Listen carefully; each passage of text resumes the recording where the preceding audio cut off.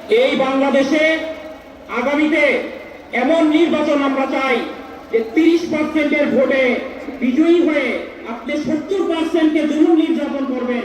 এই নির্বাচন বাংলাদেশের এখন আর চায় না। আমরা পরিষ্কার বলতে চাই, সংখ্যানুপাতিক হারে যে নির্বাচন হবে সেই হারে আসন বরাদ্দ হবে। এতে যদি কেউ 51% কম পায় সে ক্ষমতায় আসতে পারবে না।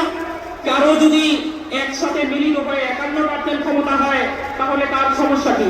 সংখ্যাগরিষ্ঠের মতেই তো সরকার তৈরি হলো।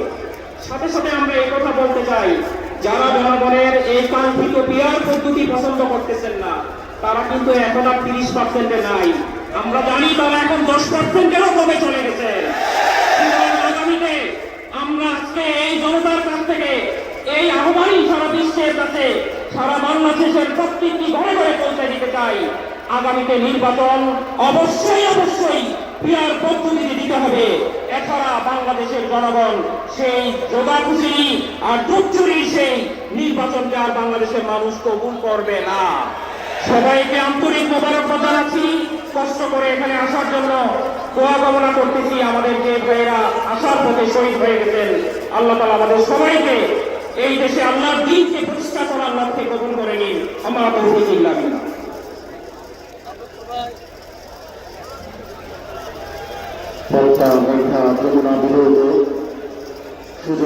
আমার এই বাংলাদেশের 54 নদী গলা টিপে হত্যা করছে ভারত। সেই ভারত আমাদের দেশের রাজনীতি নিয়ন্ত্রণ করবে, নদী শাসন করবে, সবকিছু নিয়ন্ত্রণ করবে, তার বরদাস্ত করা যায় না। ইসলামী আন্দোলন বাংলাদেশের আজকের এই মহাসমাবেশে এক পর্যায়ে বক্তব্য রাখছেন হিন্দু মহাজনের সংগ্রামী মহাসচিব জনাব অ্যাডভোকেট গোবিন্দ চন্দ্র বাঙালি।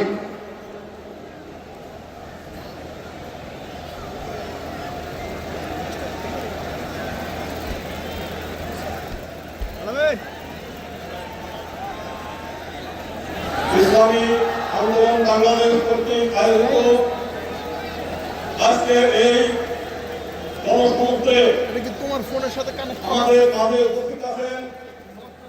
গণতন্ত্র প্রতিষ্ঠিত হয় নাই, গণতন্ত্রের নামে স্বৈরতন্ত্র একের পর এক আমাদের গলা টিপে ধরেছে। কারণটা হলো এই দেশে এমন একটি গণতন্ত্র আছে যেখানে আপনি 51% ভোট পেলে আপনি ক্ষমতায় যাবেন, আর 49% লোক যারা ভোট পাবে তাদের মতামতের কোনো মূল্য নেই। শুধু তাই না, তো এমন একটা পজিশন যেখানে মাত্র 30% যদি বহুদলীয় ইলেকশন করে 30% লোক ভোট পেয়ে তারা ক্ষমতায় থাকে, 70% মানুষের উপর নির্যাতন চালায়। এবং আমরা এর আগে আওয়ামী লীগকে একটা ভোট দিয়েছি, আমরা একটা পেয়েছি, তারা আমাদের সম্পত্তি করেছে, তারা আমাদেরকে নির্যাতন করেছে, আমাদেরকে ভোট ব্যাংক হিসেবে ব্যবহার করেছে। আমরা এইবার সিদ্ধান্ত নিয়েছি, পীর সাহেব যে সিদ্ধান্ত নিয়েছে যে পিআর সিস্টেমে যদি ভোট হয় হিন্দু সম্প্রদায় ভোট কেন্দ্রে যাবে না। আমরা একই সঙ্গে পৃথক নির্বাচন পদ্ধতি চাই, যে মাইনরিটিদের প্রতিনিধিত্ব মাইনরিটিরা সিদ্ধান্ত নেবে এবং তাদের প্রতিনিধিত্ব তারা নিজেরা নির্বাচন করবে। আমরা তাহলে আমাদের শেষ কথা যে পৃথক নির্বাচন এবং সংরক্ষিত আসন এবং প্রতিনিধিত্বশীল গণতন্ত্র পিআর সিস্টেম, এইটা হলে এই দেশের হিন্দু সম্প্রদায় ভোট কেন্দ্রে যাবেন, তাহলে ভোট কেন্দ্রে যাবে না, কোনো ভোটে অংশ নেবে।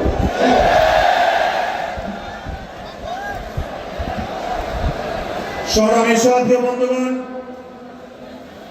মহাসমাবেশের পর্যায়ে বক্তব্য রাখবেন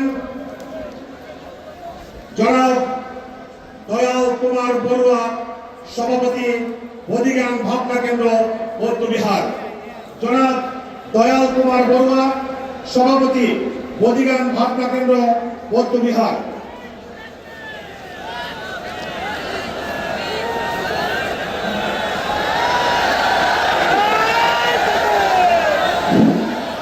আসসালামু আলাইকুম, সবাই কেমন আছেন? মর্নিং সোলজার ডে, সকালের সূর্য দেখে বোঝা যায় এই দিনটা কেমন যাবে। নিশ্চয়ই আমরা আজকের এই মহাসমাবেশ থেকে নিশ্চয়ই একটা মেসেজ রিসিভ করতে পারি। মানুষ কি চায়? মানুষ পরিবর্তন চায়। এই পরিবর্তনের রাজনীতি যিনি সর্বে ধারণ করেন লাল পালন করেন, যিনি রাত দিন পরিশ্রম করে যাচ্ছেন। আমাদের একটা ভাই একটু আগে বলে গেছেন আজকে মহাসমাবেশ কেন, তিনটা জিনিসকে সামনে নিয়ে, সংস্কার, বিচার, ক্রিয়ার। আসলে আমরা এই সমস্ত ওয়ার্ডের বিশ্লেষণ প্রয়োজন, আল্লাহ শুধু আমরা কিছুই জানবো না। আমি সংস্কার নিয়ে কথা বলতে চাচ্ছি না, যেহেতু সংস্কারের যারা ধারক ও বাহক, আমি তাদের কাছে আমার এটাই রিকোয়েস্ট। আমি একটা জিনিস বলতে চাই, স্বাধীনতার 54 বছর পরে আমরা যারা মাইনরিটি হিসেবে বাংলাদেশে আছি, আপনারা জানেন প্রায় 54টা নৃগোষ্ঠী আছেন। এর মধ্যে 4টা সম্প্রদায়, বৌদ্ধ, হিন্দু, মুসলিম, খ্রিস্টান। কিন্তু অতীব দুঃখের বিষয়, আমাদেরকে বারে বারে যারা স্বপ্নের লেলিহান, যারা স্বপ্নের বাতাবরণে এই মাইনরিটিকে ইউজ করে যখন সংসদে যায়, তখন তারা এই সংস্কারের কথা ভুলে যায়। তো আমি চাই যারা এবার সংস্কারে যাবেন, যাদের সংগঠনের মধ্যে, যাদের গঠনতন্ত্রে রূপরেখার মধ্যে থাকবে, যাদের মধ্যে ইসলামী আন্দোলনের যেটা গঠনতন্ত্র সেখানে পরিষ্কার আছে সংখ্যালঘুদের অধিকার প্রতিষ্ঠা, এই জিনিস আমি তাদের মধ্যে দেখি নাই। তাদের প্রমাণ আছে এই যে মহাসমাবেশকে আমাদের মতো মানুষকে সে মূল্যায়ন করেছেন। একটা কথা না বললে হয় না। আমাদের আরেক ভাই যিনি ইসলামিক ফাউন্ডেশনে এখানে আছেন, মালানি ভাই, আমাদের ঢাকা শহরে আছে 54 বছর ধরে।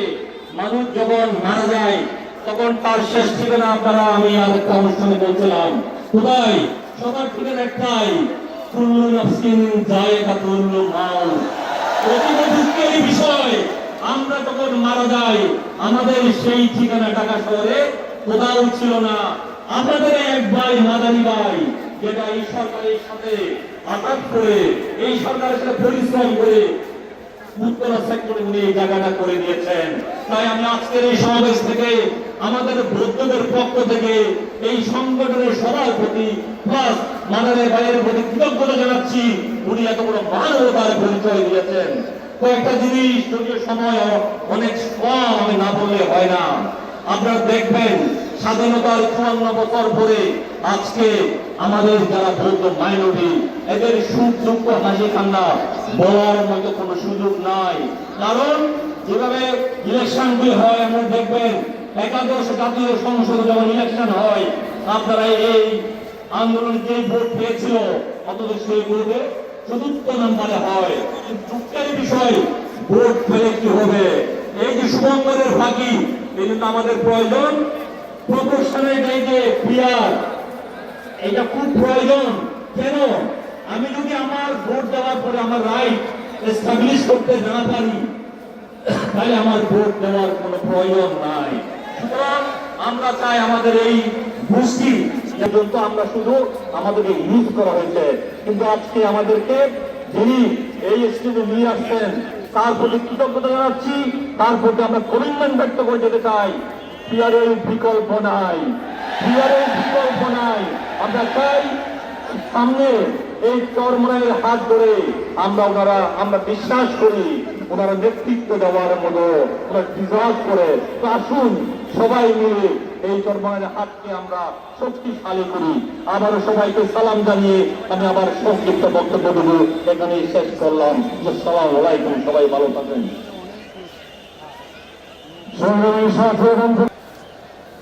এত বড় একটি মহাসমাবেশ প্রমাণ করছে আমাদের দেশের যে নেতৃত্ব দান করবেন আগামীতে, উনি হলেন আমাদের ইসলামী আন্দোলনের সম্মানিত সভাপতি। এবং আজকে স্টেজে উপস্থিত আছেন বিভিন্ন রাজনৈতিক দলের জাতীয় নেতৃবৃন্দ এবং আজকে বাংলাদেশ থেকে বিভিন্ন থেকে দূর দূরান্ত থেকে আগত আজকে আমাদের ইসলামী আন্দোলনের প্রান্তীয় প্রাচীগণ, সাংবাদিক নেতৃবৃন্দ, আজকে আমি যেটি বলতে চাই, দেশ স্বাধীনের 54 বছর পর আজকে আমরা যে জনগণের উল্লাস দেখছি, এই উল্লাসে বলতে চাই এদেশে সংস্কার ছাড়া কোনো নির্বাচন প্রতিষ্ঠিত হবে না, নির্বাচন অনুষ্ঠিত হবে না। এদেশে সংস্কারবিহীন নির্বাচন, গণতন্ত্রের নির্বাচন, সংস্কারবিহীন নির্বাচন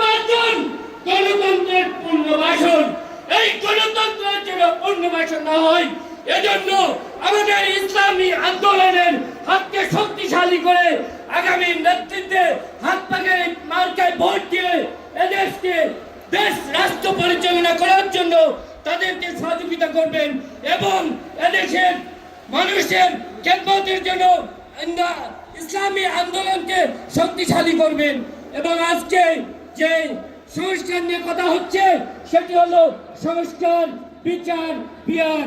এই পিয়ার পদ্ধতিতে আমাদের জনগণের যে আশা আকাঙ্ক্ষা এটি প্রতিফলিত হবে। পিয়ার পদ্ধতি চালু হলে বেশি শক্তিতে কেউ নির্বাচন করতে পারবে না। পিয়ার পদ্ধতি চালু হলে আমাদের দেশ বিশ্বের দরবারে আলোকিত হবে। বিশ্বের 97টি রাষ্ট্রে এই পিয়ার পদ্ধতি চালু আছে। আশা করি আমাদের দেশও পিয়ার পদ্ধতি চালু হবে। তাই আমরা সবাই বলি, আসুন আমরা সবাই একত্রিত হয়ে এক পতাকা তলে ইসলামী